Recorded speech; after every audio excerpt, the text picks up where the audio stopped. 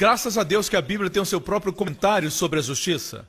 Vamos analisar as duas bem-aventuranças da justiça. Veja que são duas bem-aventuranças. A primeira bênção está no versículo 7. Davi está descrevendo agora: bem-aventurados aqueles cujas maldades são perdoadas e cujos pecados são cobertos.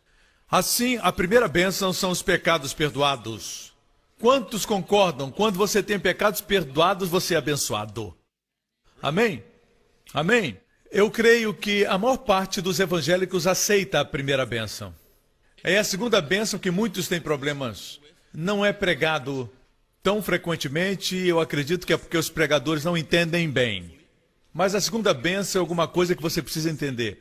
Diz: bem-aventurado o homem a quem o Senhor não imputa o pecado.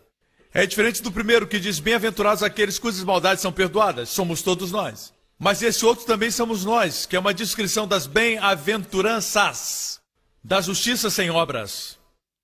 E a justiça sem obras é o perdão dos pecados, bem como bem-aventurado o homem a quem o Senhor não imputa o pecado. Ok, pergunta: esse homem pecou? Até hoje, pouquíssimas pessoas me respondem. No primeiro culto que tivemos hoje, um dos irmãos gritou: não. O que me fez pensar que esse versículo, na verdade, nós temos dificuldade de entender. O que quer dizer quando diz: bem-aventurado o homem a quem o Senhor não imputa pecado? Essa pessoa pecou? E se você disser que não pecou, então esse versículo não faz nenhum sentido. Porque Deus lhe imputaria pecado se esse homem nunca pecou? Se não pecou, porque Deus lhe imputaria pecado?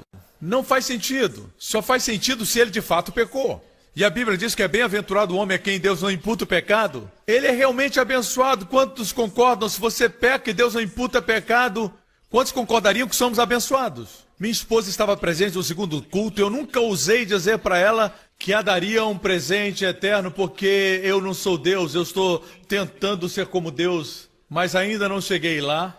Eu ainda não cheguei ao ponto de dizer para ela que eu vou dar um presente que vai durar para sempre. Não importa o que acontecer no futuro, isso é para sempre. Eu nunca vou me importar com as suas faltas. Aconteça o que acontecer, não é sua culpa. Eu não vou te culpar. Não vou ficar chateado com você, não vou brigar com você, não vou discutir com você. Não vou te dar bronca. Te dou esse presente, é um presente eterno. Amém? Algum irmão aqui já deu esse presente para a esposa? Meu presente para ela é esse: aconteça o que acontecer, eu sempre vou amar você. Amém? Mas não vou dar para ela a dádiva da inculpabilidade. Essa frase aqui, não imputa o pecado, não fui eu que inventei. Ela se tornou conhecida na época da Reforma através de Martinho Lutero, e naquela época ele dizia que a nossa justiça inclui a não imputação do pecado. Isso significa que Deus nunca imputa os nossos pecados a nós. É por isso que esse versículo diz: bem-aventurado o homem a quem o Senhor não imputa pecado. Esse não no original é muito forte, é nunca. Deus nunca vai imputar pecado sobre nós. Você não acha que isso é uma bênção? Mesmo que você não acredite nesse versículo, se isso aqui fosse verdade, não seria uma bênção? A maravilha é que isso é verdade. Amém? Não temos imputação de pecados, mas infelizmente vai vir alguém dizendo: pastor Prince, só tem que ter cuidado em falar isso. As pessoas vão pensar que podem pecar e vão fazer todo tipo de pecado. Elas pecam porque não entendem essa verdade.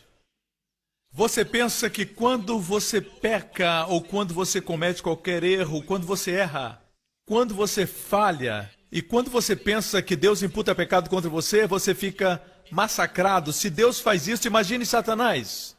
Como você pode lutar se o próprio Deus imputa pecado sobre você? Muitos dizem assim, são crentes. Quando pecam, eles dizem: olha, eu errei, eu não devia ter dito isso. E agora? Eu sempre cometo os mesmos erros. Não quero mais ser hipócrita, não vou mais à igreja. Eu sou hipócrita. São crentes sinceros que não conhecem a verdade. E é porque não entendem a verdade que vivem no pecado.